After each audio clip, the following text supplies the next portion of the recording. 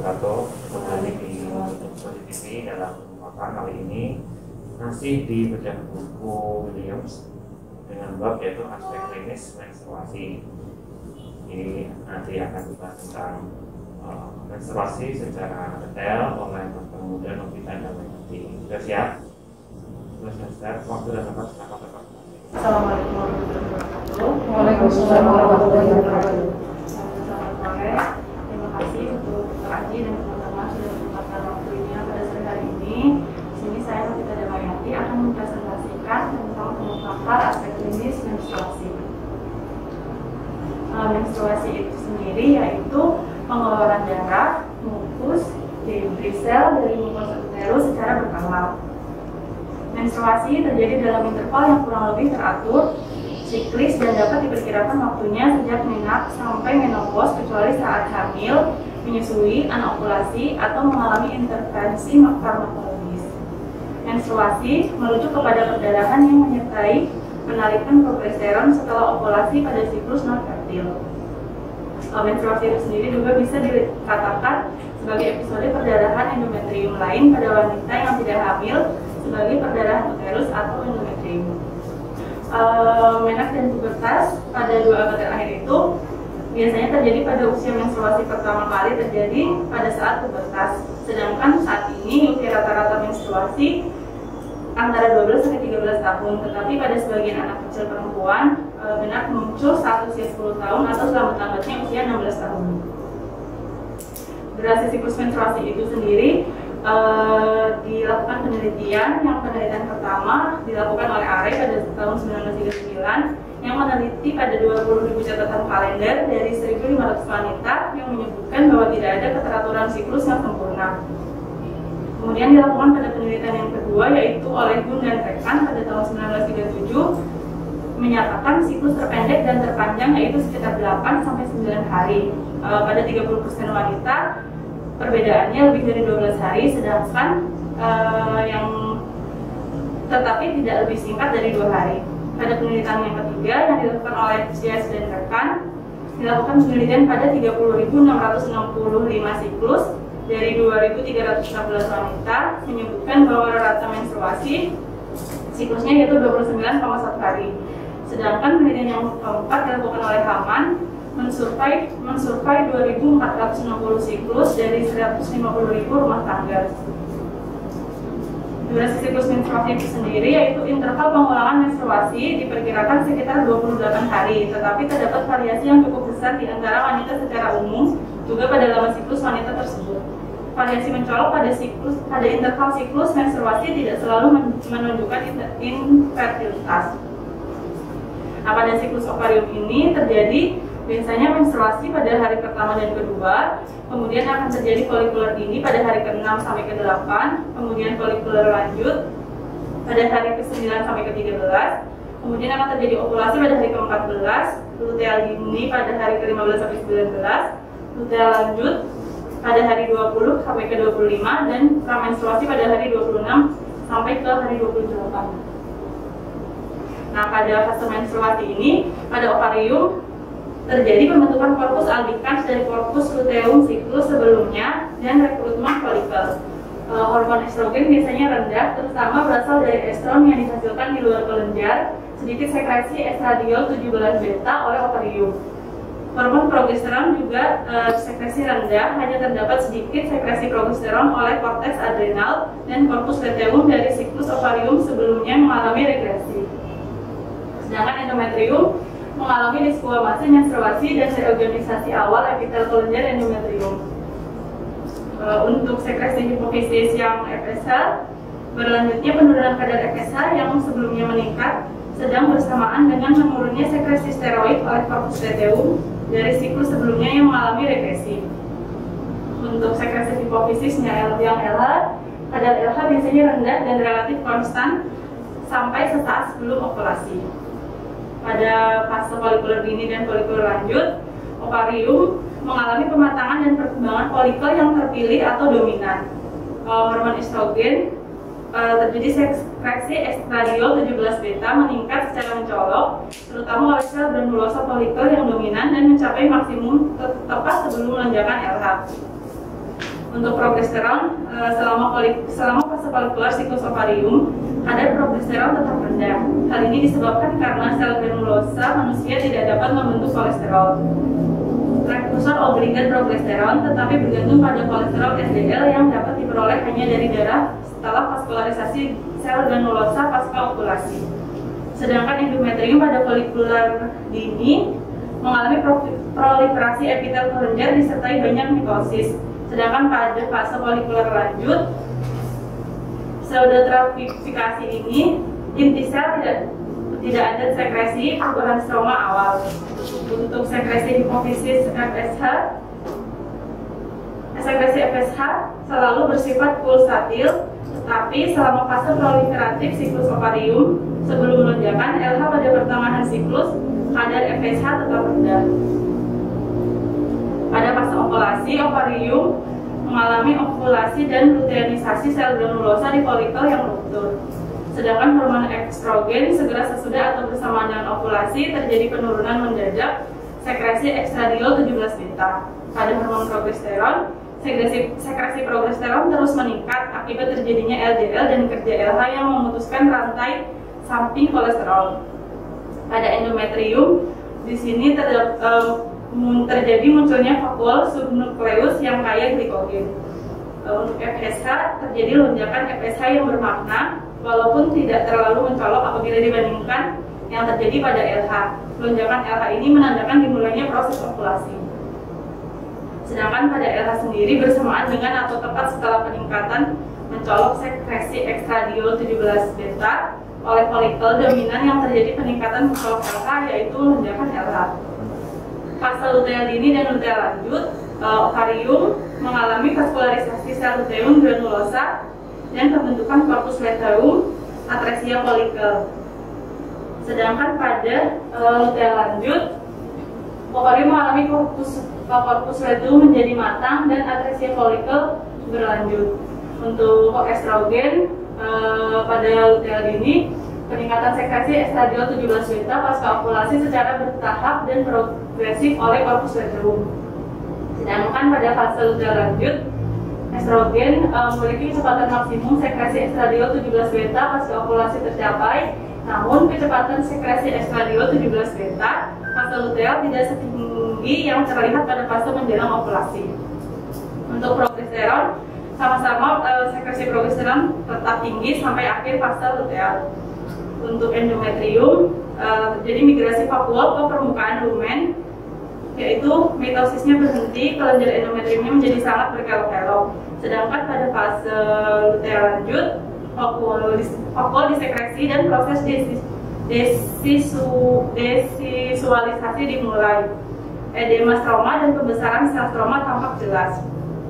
Untuk FSH, setelah lonjakan gonadotropin pada pertengahan siklus, kadar FSH turun secara cepat menjadi setara dengan kadar pada fase praovulasi siklus. Sedangkan untuk kadar LH biasanya rendah dan relatif konstan sampai saat sebelum ovulasi. Kemudian fase pramenstruasi, pada ovarium terjadi involusi corpus luteum dan inisiasi rekrutmen folikel untuk siklus berikutnya. Untuk estrogennya, sekresi estradiol 17 beta menurun cepat dan seperti sewaktu menstruasi, estrogen utama yang dihasilkan adalah astron yang dibentuk di tempat-tempat di luar kelenjar. Kemudian progesteron, sekresi progesteronnya turun secara cepat. Pada endometrium terjadi gangguan dan disintegrasi sel stroma, infiltrasi leukosit dan perdarahan interstisial. Sedangkan pada FSH-nya, seiring dengan berkurangnya sekresi steroid oleh corpus luteum yang mengalami regresi, terjadi peningkatan kadar FSH yang sedang tetapi bermakna. Selanjutnya, durasi perdarahan menstruasi. Durasi pengeluaran darah bervariasi, paling sering yaitu 4-6 hari. Untuk darah menstruasi sendiri itu, menstruasi ditandai oleh pengeluaran potongan-potongan endometrium yang bercampur darah dalam jumlah bervariasi.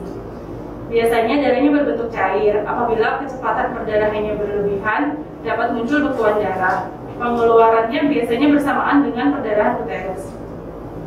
White House mengatakan bahwa darah mengalami pembekuan saat dikeluarkan, tetapi kemudian dicairkan oleh aktivitas fibrinogen.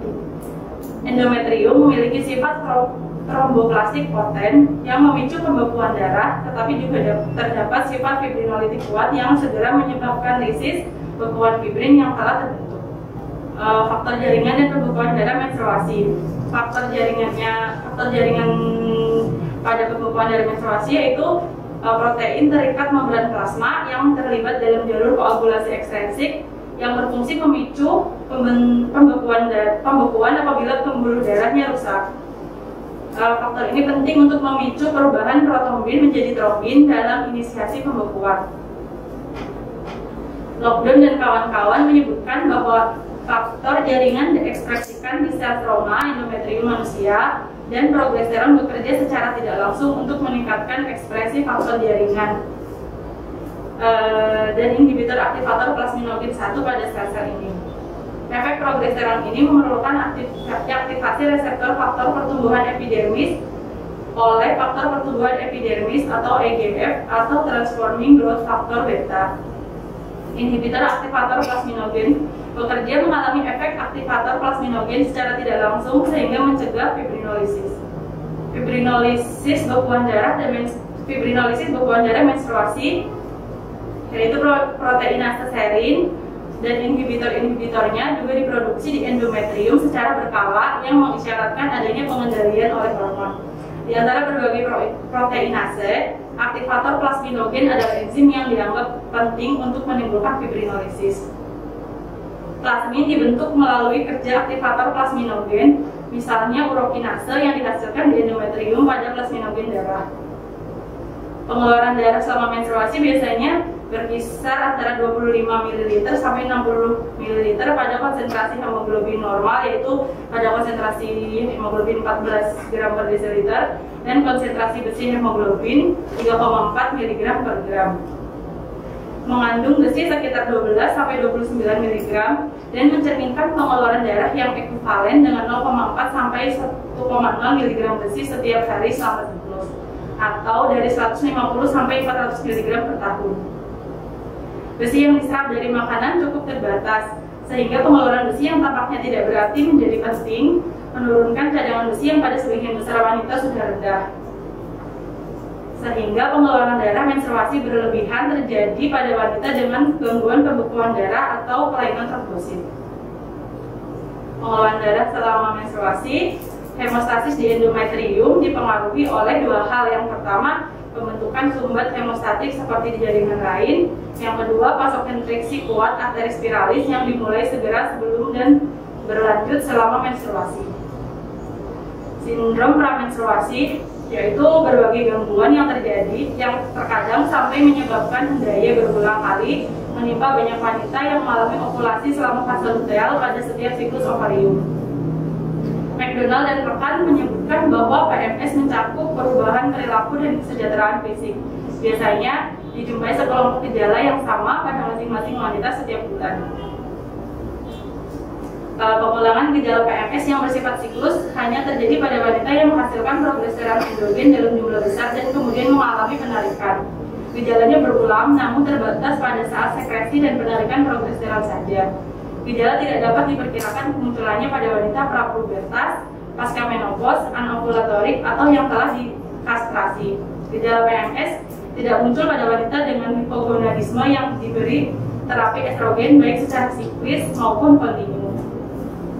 Gejala PMS itu sendiri juga mereda dengan pemberian agonis gonadotropin, relaxing hormon, dan dengan ooperazole.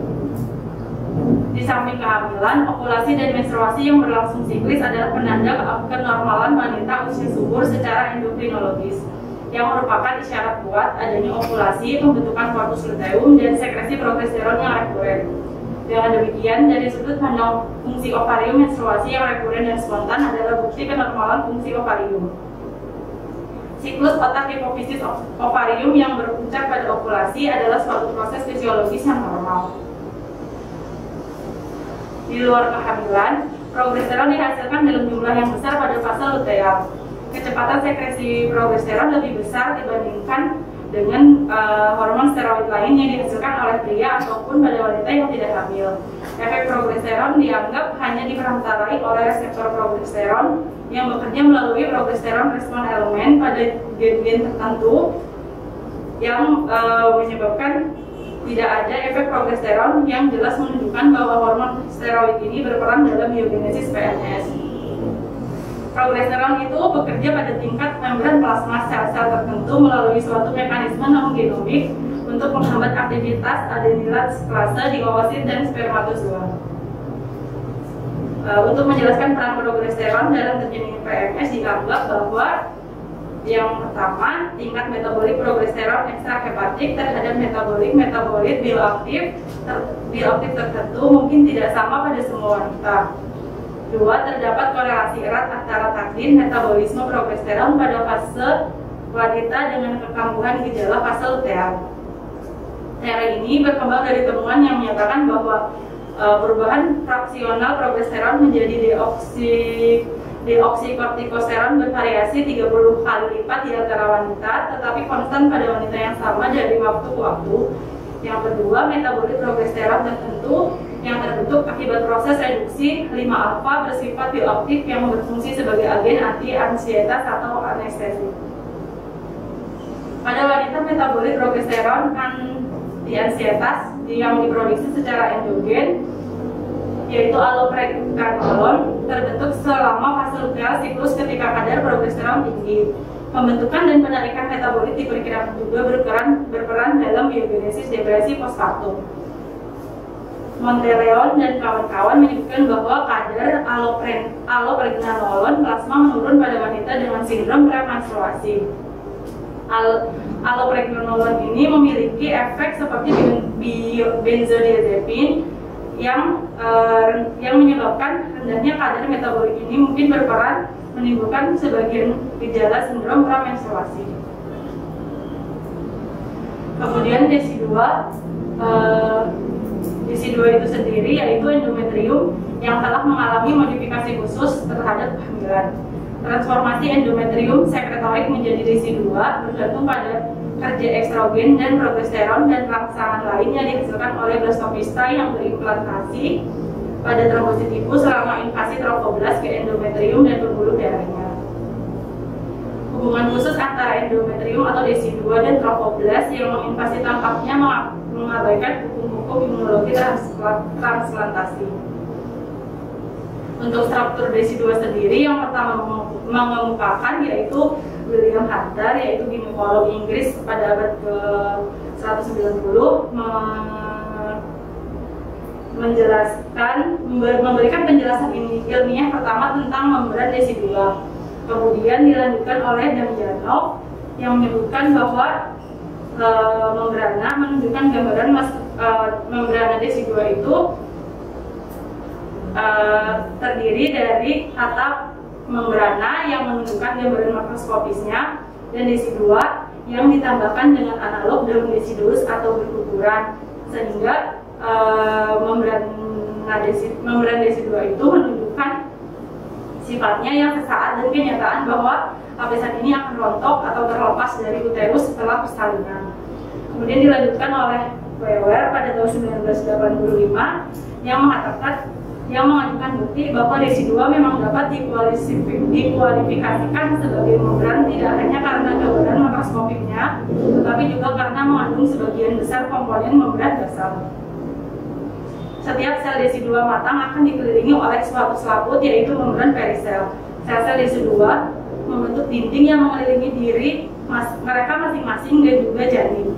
Matriks perisel yang mengelilingi sel DC2 mungkin menjadi tempat melekatnya sitotrofoblast melalui molekul-molekul adesi sel dan bertindak sebagai perancah tempat melekatnya trofoblast. Sekian presentasi dari saya. Terima kasih atas perhatiannya. Tangan dulu. Ada menanyakan ya?